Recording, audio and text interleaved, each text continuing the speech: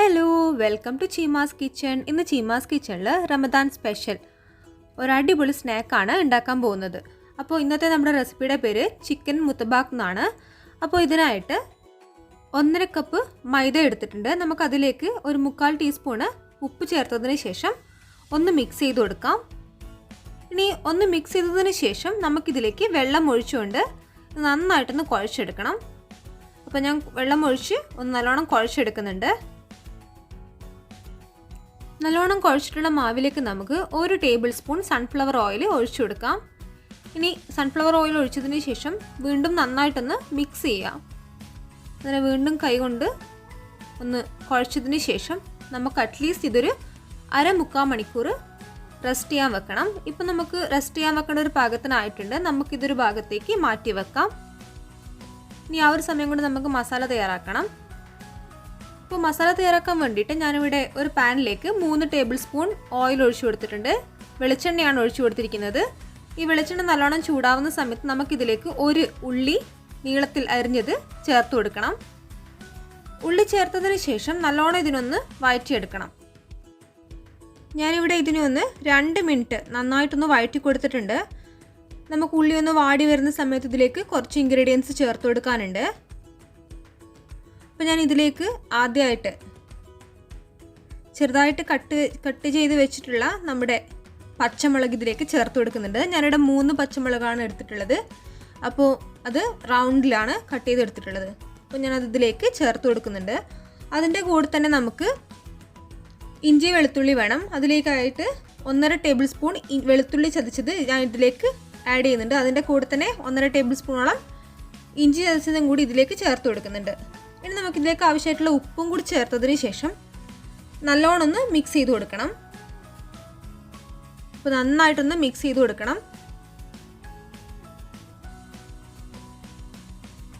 ഇനി ഇതിലേക്ക് നമുക്ക് കറിവേപ്പില കൂടി ചേർത്ത് കൊടുക്കാനുണ്ട്. അപ്പോൾ ഞാൻ ചെറുതായിട്ട് കട്ട് ചെയ്ത് വെച്ചിട്ടുള്ള കറിവേപ്പില ഇതിലേക്ക് ചേർത്തതിന് ശേഷം ഒന്ന് മിക്സ് ചെയ്ത് കൊടുക്കുന്നുണ്ട്.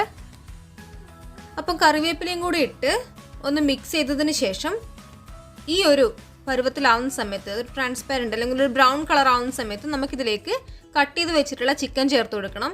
ഞാനിവിടെ ബോൺലെസ് ചിക്കനാണ് എടുത്തിരിക്കുന്നത്. എല്ലൊക്കെ നീക്കിയതിന് ശേഷം 300 ഗ്രാമോളം ഉണ്ടായിരുന്നു. ഇനി നമുക്കിതിലേക്ക് പൊടികൾ ചേർത്ത് കൊടുക്കണം. ആദ്യമായിട്ട് ഒരു 1/4 ടീസ്പൂൺ മഞ്ഞൾപ്പൊടി, അതുപോലെ തന്നെ 1 ടീസ്പൂണോളം മല്ലിപ്പൊടി, പിന്നെ 1 ടീസ്പൂൺ ചിക്കൻ മസാല, ഇനി അതിൻ്റെ കൂടെ തന്നെ 1 ടീസ്പൂൺ പെപ്പർ പൗഡർ, ഇത്രയും കൂടി ചേർത്ത് നല്ലോണം ഒന്ന് മിക്സ് ചെയ്ത് കൊടുക്കണം. അതുപോലെ തന്നെ ചിക്കൻ മസാല ചേർക്കണം നിർബന്ധമില്ല, ഉണ്ടെങ്കിൽ മാത്രം ചേർത്ത് കൊടുത്താലും മതി. ഇനി നമുക്കിതിലേക്ക് 1/2 ടീസ്പൂൺ ഗരം മസാലയും കൂടി ചേർത്ത് കൊടുക്കണം. പൊടികളെല്ലാം ചേർത്തതിന് ശേഷം ലോ ടു മീഡിയം ഫ്ലെയിമിലിട്ട് നന്നായിട്ട് കുക്ക് ചെയ്യണം. അപ്പോൾ ഇതിനൊന്ന് അടച്ചു വെച്ചിട്ട് കുക്ക് ചെയ്തെടുക്കണം. അപ്പോൾ ഒരു 10 മിനിറ്റോളം ഞാൻ കുക്ക് ചെയ്തെടുത്തിട്ടുണ്ട്. ഇനി നമുക്കിതിനൊന്ന് തുറന്ന് നോക്കിയ സമയത്ത് ഏകദേശം ചിക്കനൊക്കെ ഒന്ന് നന്നായിട്ട് വെന്ത് കിട്ടിയിട്ടുണ്ട്. അതിൽ നിന്നും ധാരാളം വെള്ളമൊക്കെ വന്ന് നല്ലോണം ഒന്ന് കുക്ക് ചെയ്ത് വന്നിട്ടുണ്ട്. ഇനി നമുക്കിതിലേക്ക് കുറച്ച് മല്ലിയിലയും കൂടി ചേർത്ത് കൊടുക്കാനുണ്ട്. അവസാനമായിട്ട് മല്ലിയിലയും കൂടി ചേർത്ത് ഒന്ന് മിക്സ് ചെയ്തതിന് ശേഷം നമുക്ക് ഈ ഗ്യാസ് ഒന്ന് ഓഫ് ചെയ്ത് വേറൊരു പാത്രത്തിലേക്ക് മാറ്റി കൊടുക്കണം. അപ്പോൾ ഞാൻ നന്നായിട്ട് ഇതിനൊന്ന് മിക്സ് ചെയ്ത് കൊടുത്തിട്ടുണ്ട്. അപ്പോൾ നമ്മുടെ മസാല റെഡി ആയിട്ടുണ്ട്. നമുക്കിതൊരു പാത്രത്തിലേക്ക് മാറ്റി കൊടുക്കാം. അപ്പോൾ ഞാൻ മസാല ഒരു പാത്രത്തിലേക്ക് മാറ്റി കൊടുക്കുകയാണ്. ഇനി നമുക്കിതിന് ശേഷം വേറെ കുറച്ച് കാര്യങ്ങളോട് ചെയ്യാനുണ്ട്. നമ്മുടെ മസാല ഞാനൊരു പാത്രത്തിലേക്ക് മാറ്റിയിട്ടുണ്ട്.